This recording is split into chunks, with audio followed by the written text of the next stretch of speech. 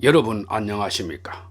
이춘건입니다. 오늘은 코로나19에 따른 이익공유제의 도입은 신중해야 한다. 이는 주주권 침해와 사회주의적 포퓰리즘 정책이 아닌가 등의 내용을 가지고 말씀을 드리겠습니다. 더불어민주당에서 도입을 언급한 코로나 이익공유제가 사회적 논란을 키우고 있습니다. 당초 이낙연 민주당 대표의 아이디어성 발언에 그칠 것이라는 예상과 달리 문재인 대통령의 긍정적 발언이 실리면서 법제화까지 일사천리로 진행되는 모습입니다. 1월 22일 정치권에 따른다면 민주당은 이 공유제 입법 절차에 착수하고 4달 임시회에서 통과시킨다는 계획입니다. 이를 위해서 태스크포스팀까지 만들었습니다. 홍익표 민주당 정책위 의장은 이 공유제 법안을 2월 국회에서 꼭 통과시킬 것이라며 협력 이 공유제라는 제도를 도입시키겠다고 밝혔습니다.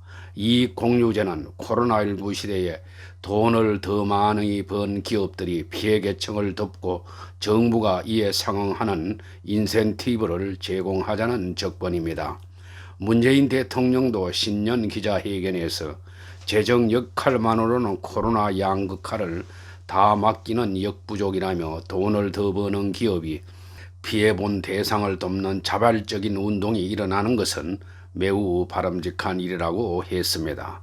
문 대통령은 다만 그 전제는 그것을 제도화해 정부가 강제할 수는 없다는 것이라고 선을 그었습니다. 하지만은 주택임대차법, 상법, 중대재해기업처벌법 등 숱한 논란에도 처리를 밀어붙였던 민주당은 이번에도 거대 여당 의석을 앞세워 속도를 내고 있습니다.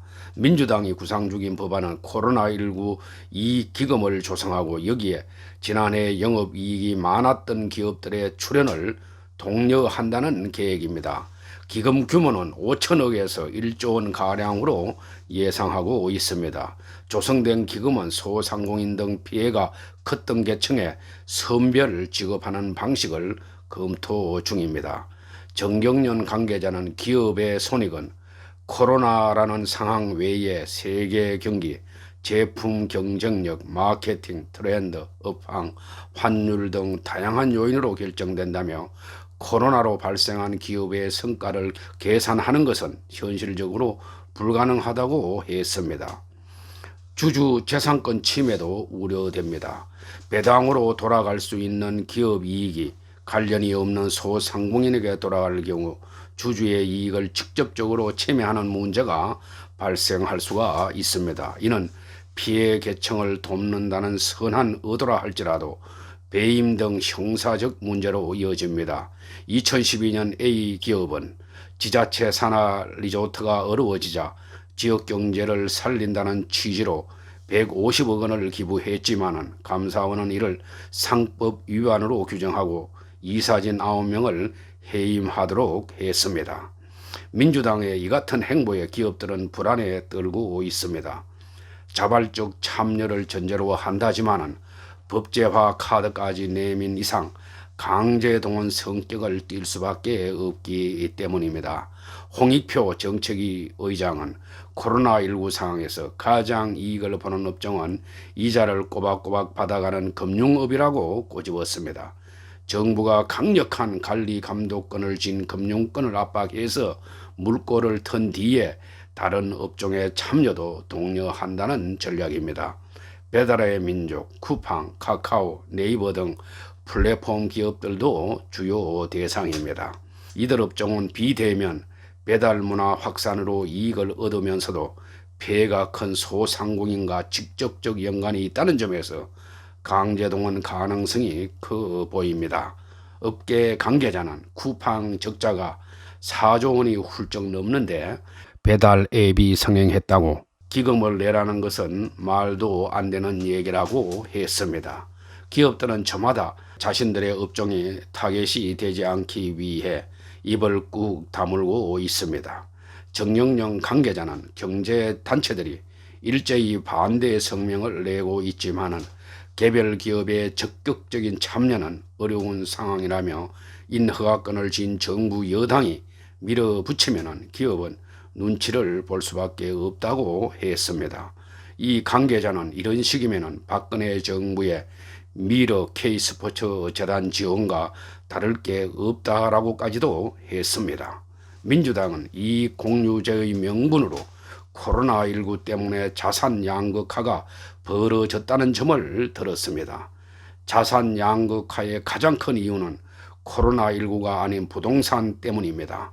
민주당 정권이 잘못 설계된 부동산 정책과 소득주도 성장 정책을 내건 2년 편향 정책을 밀어붙인 결과입니다. 이런 가운데 전국경제인연합회가 1월 17일 이익공유제의 5가지 쟁점을 정리하며 우려를 표시했습니다. 이익 산정의 불명확성을 비롯해서 주주의 재산권 침해, 경영진의 사법적 처벌 가능성, 외국 기업과의 형평성 우려, 성장 유인 약화 등이 그것이라고 했습니다. 삼성전자는 2010년부터 이익의 일부를 반도체 협력사들에 매년 2차례씩 나눠주는 이익 배분제를 실시해 오고 있습니다. 협력업체를 도와야 품질이 개선된다는 자체 판단에 따른 것입니다. 외국에서도 비슷한 사례가 있기는 하지만 권력의 요구로 이익을 할당한 사례는 없습니다. 사기업의 이익을 국가가 개입해 분배하는 것 자체가 초법적이기 때문입니다. 기업 입장에서 보면 준조세가 하나 더 생기는 꼴입니다. 문 정부는 20대 국회에서도 대기업 이익을 중소협력업체와 공유하도록 법으로 강제하는 협력이익공유제를 추진했다가 사회주의식 배급이라는 비판에 철회했었습니다. 그런데 또다시 코로나19 탓을 하면서 실현 자체가 불가능한 이익공유제를 띄우고 있습니다. 그 목적이 무엇이겠습니까? 전국민 재난지원금 정책에 이어서 서울시장과 부산시장 선거에 이용하려는 것임을 모를 사람이 없습니다. 문 정부는 지금까지 상당히 많은 내로남불식 인기 영합의 포퓰리즘 정책을 추진해 왔습니다. 아무리 선한 의도라도 기업 이익을 임의로 공유하면 경영진이 민형사상 책임을 져야 할 수도 있습니다. 국내 기업만 이익을 공유하면 외국 기업들과의 형평성 문제도 생깁니다. 우리 주식시장에 투자한 외국인 지분은 어떻게 할 것인가도 생각해 봐야 할 것입니다. 이 공유제를 도입할 경우 외국 투자자들이 우리 주식시장에서 돈을 뺄 수도 있습니다. 그렇게 되면 주가 하락으로 동학개미들이 피해를 볼 수도 있습니다. 또 이익을 강제로 환수하면 기업의 이윤 추구 동기를 약화시켜서 경제 활력을 꺾어 놓을 위험도 있습니다. 문 정부는 국가 장래를 생각하여 인기 영합의 포퓰리즘 정책을 중단하길 바랍니다. 코로나19 공유제는 전적으로 기업의 자발성에 의존해야 합니다. 또 법규 제정이나 정책 위반이 아니라 순수한 사회 캠페인 성격으로 이루어져야 할 것입니다. 오늘 방송은 여기서 마치겠습니다. 제 영상이 도움이 되셨으면 동영상 아래 구독과 좋아요를 눌러주시기 바랍니다. 더 좋은 방송으로 보답하겠습니다. 감사합니다.